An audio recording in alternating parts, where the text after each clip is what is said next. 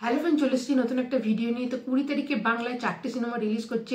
খাদান, সন্তান, 5 নম্বর স্বপ্নময় লেন এবং চালচিত্র। 5 নম্বর স্বপ্নময় লেন এটা হচ্ছে মানসী সিনহা দ্বারা পরিচালিত, যিনি আগে এটি আমাদের গল্প বলে একটা সিনেমা করেছে, যেটা IMDb-তে 5.4 রেটিং ছিল। এবং ইন্দু বলেও একটা কিন্তু ওয়েব সিরিজ করেছে, যেটা হইচইতে হয়েছে এবং তার অনেক কটা পার্টও বেরিয়েছে, যদিও সেটা এখনো শেষ হয়নি এবং এটা একটা থ্রিলার টাইপের। তো তারই সিনেমা এই 5 নম্বর স্বপ্নময় লেন। এটা কিন্তু একটা পারিবারিক কমেডি ড্রামা সিনেমা এবং এতে কিছু আমাদের পারিবারিক দিক তুলে দিচ্ছে। দু বোন যারা একটা পুরনো তাদের বাড়ি, এই 5 নম্বর স্বপ্নময় লেন, এটা হচ্ছে হয়তো সেই গলিটার নাম, সেই একটা বাড়ি তারা, এবং যে বাড়িটাকে উদ্ধার করা খুব কঠিন, তারা চায় যে তাদের পৈতৃক পুরনো বাড়িটাকে তারা উদ্ধার করবে এবং সে একজন ডাক্তার এবং একজন উকিল তাকে হেল্প করবে। তারা কিভাবে উদ্ধার করে এবং এটা খুব দুঃসাহসিক কাজ, তারা কিভাবে ওটাকে উদ্ধার করে তার মধ্যে দিয়ে বাড়িটা নিয়ে, এবং প্রত্যেকের মধ্যে যে একটা বন্ডিং আছে এবং প্রত্যেকের যে একটা ক্রাইসিসের মধ্যে আছে, প্রত্যেকের একটা নিজস্ব গল্প আছে, একটা নিজস্ব কষ্ট আছে, সেইগুলো কি তুলে ধরা হচ্ছে এই সিনেমার মধ্যে, এই গল্পের মধ্যে।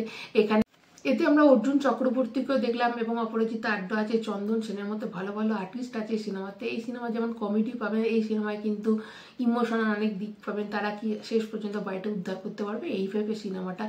সন্তান সিনেমাটা আবার বাবা আর সন্তানের একটা বন্ডিং এর সিনেমা। বাবা মা তার সন্তানের কাছ থেকে কি চায়, তাদের কি ইচ্ছে থাকে, সেটা নিয়ে সিনেমা। এটা দেখো একটা পারিবারিক অডিয়েন্সকে কিন্তু টার্গেট করবে, যারা সিরিয়াল টাইপের দেখে। এটা কিন্তু একদমই সিরিয়াল টাইপের না। এবং কালকে কিন্তু সাউথ সিটি PVR সিনেমা হলে এটা প্রিমিয়ারের ব্যবস্থা করা হয়েছিল এবং প্রচুর সেলিব্রিটিদের কালকে ডাকা হয়েছিল এবং তারা কিন্তু একে একে রিভিউ দিচ্ছে এবং তাদের কিন্তু সব পজিটিভ রিভিউ দিচ্ছে তারা। এবং মেকার্সরা এতটাই কনফিডেন্ট, দেখো তারা কিন্তু প্রচার এমনি করে কিছু করেনি, কারণ এই সিনেমাটা নিয়ে আলাদা করে প্রচার কিছু নেই, এবং সেই জন্য তারা কিন্তু প্রচার করে নিয়ে বলেছে এই সিনেমাটা লোকের মুখে মুখে ঘুরবে, মুখে মুখে লোকে যাবে।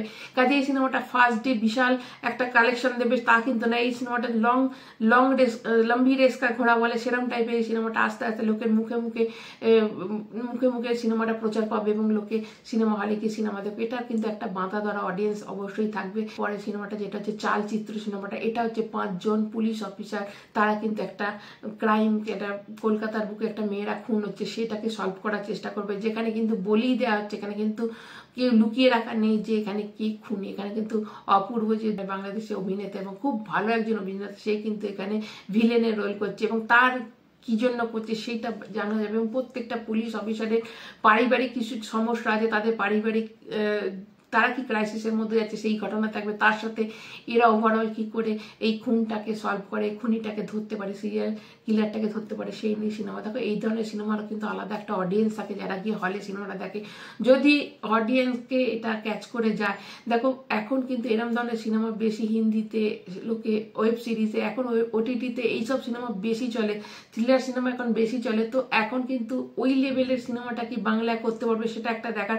প্রীতম ডি গুপ্তই এটা পরিচালনা করেছেন এবং ওইরকম ধরনের দর্শক এখন কিন্তু, বিশেষ করে কোভিডের পর থেকে কিন্তু হল গিয়ে সিনেমা দেখা একদম মানুষ বন্ধ করে দিয়েছে। এরম ধরনের সিনেমা গিয়ে হলে দেখা, এবং যদি ক্যাচি না হয় গল্পটা, যদি টান উত্তেজনা না থাকে, থ্রিলার গল্পতে প্রথম থেকে শেষ অব্দি টান উত্তেজনা থাকতে হবে।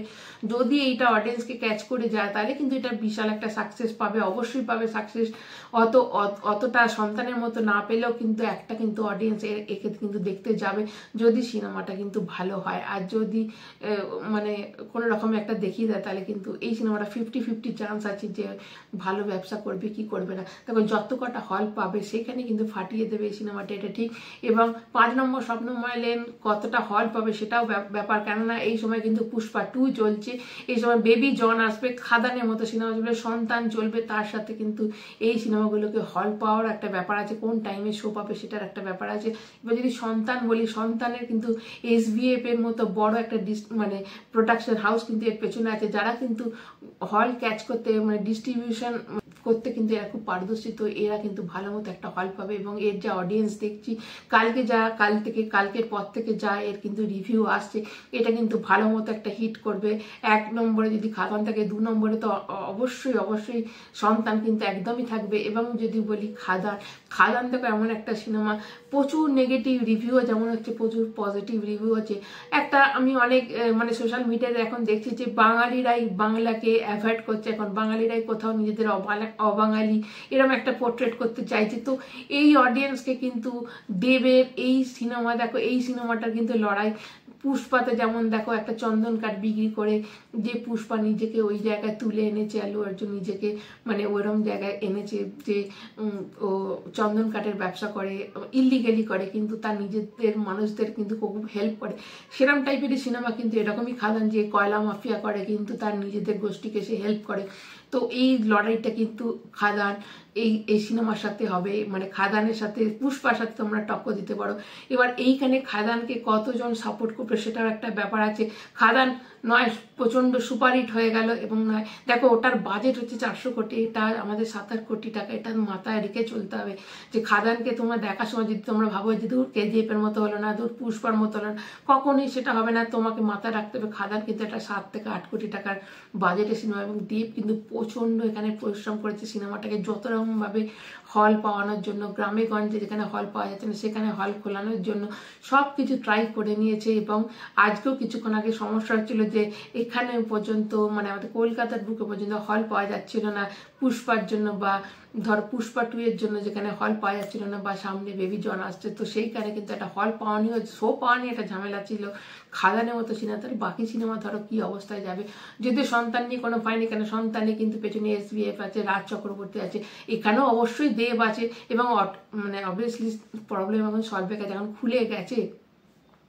তো ওটাই এখন দেখাচ্ছে কতটা সিনেমাটা মানে লোকের মনে যদি কন্টেন্ট গেঁথে যায়, এবং দেব যে সেলিব্রিটি, দেব একটা ব্র্যান্ড, এই ব্র্যান্ডটা যদি মানে আবার দেখো দেবের যে অডিয়েন্স আছে অবশ্যই সিনেমা দেবে, কিন্তু শুধু দেবের অডিয়েন্স গুলো আমরা গ্রামগঞ্জের মানুষদের দেখতে হবে, পারিবারিক ফ্যামিলি লোক। দেখো দেব কিছুদিন ধরে কিন্তু এখন ফ্যামিলি, প্রজাপতি বলো বা এই প্রধান বলো, এইগুলো একটা ফ্যামিলি অডিয়েন্সকে অবশ্যই টার্গেট করেছিল। এইটা কিন্তু একদম মাস সিনেমা, যদি ফ্যামিলি অডিয়েন্সকে টার্গেট করে দেয় এবং একটা গ্রুপ যদি লোকের মুখে মুখে পড়ে, দেখো লম্বা রেসে ঘোড়া হতে হবে, একদিনের ফার্স্ট ডে বিশাল বাজি মানে বিশাল ধরে নিয়ে তো কিছু হবে না, যত দিন চলবে তত এটা লাভ। তো এটা একটা দেখার যে মানে খাদান লোকের সাধারণ পাবলিকের মধ্যে কতটা জায়গা করে নিতে হবে। ট্রেলার যেটা এসেছে যথেষ্ট ভালো এসেছে, বাট সেটাই দেখার যে কিরকম হয়। তো তোমাদের কোন সিনেমাটা আগে দেখবে, অবশ্যই 4টি সিনেমাই তোমরা হলে গিয়ে দেখবে, এটা তো আমি বলবো তোমাদের, কেন বাংলা সিনেমাকে বাঁচাতে গেলে অবশ্যই দেখবে। তো আমি তোমাদের বলে দিলাম ফার্স্টে যদি খাদান রাখো, সেকেন্ড কিন্তু সন্তান। এবার সন্তান আর খাদানের মধ্যে একটা লড়াই আছে, সন্তান আর 5 নম্বর সবনম্বর লেনের মধ্যে কিন্তু একটা দম মানে লড়াই থাকবে। এই সিনেমাটা কিন্তু দুটি পারিবারিক সিনেমা, এটা একদম থ্রিলার সিনেমা, আর এটা হচ্ছে একদম মাস সিনেমা। এবার তোমাদের চয়েস, তোমরা কোন সিনেমাটা আগে দেখবে।